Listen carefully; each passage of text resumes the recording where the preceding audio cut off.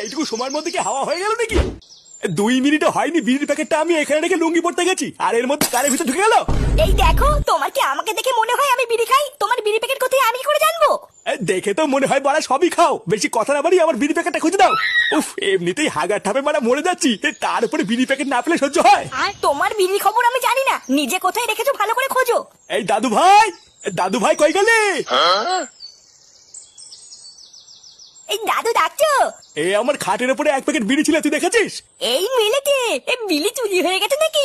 বাড়া চুরি হয়েছে না ডাকাতি হয়েছে সেটা তো পরে দেখছি, আগে বল তুই কি আমার বিড়ি প্যাকেট দেখেছিস? না দাদু, আমি কোনো বিড়ির প্যাকেট দেখিনি। তবে হ্যাঁ, একটু আগে এই ঘরে আমি বাবাকে ঢুকতে দেখেছিলাম। এর থেকে বেশি আমি আর কিছু বলতে পারবো না, বেশি বলে ঠাকুর আবার আমাকে পাপ দেবে না।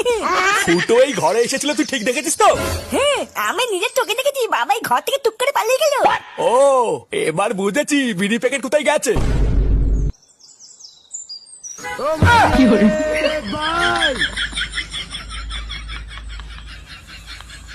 কিরে সেগুমানি, আমার বিড়ি চুরি করে তুই ঘরে বসে খাচ্ছিস? আগে বাইরে লুকি লুকি খেতিস, আর এখন বাপের পোঙা মেরে ঘরে বসে খাওয়া শুরু করেছিস? বোকা চোদা, কিছু বলি না বলে দিন দিন তো সাহস বেড়ে চলেছে। হ্যাঁ দাঁড়া, ওরে বাচ্চা, আজকে একবার কাজ থেকে বাড়ি ফিরি, তারপর তোর কাঠ আমি খুলছি।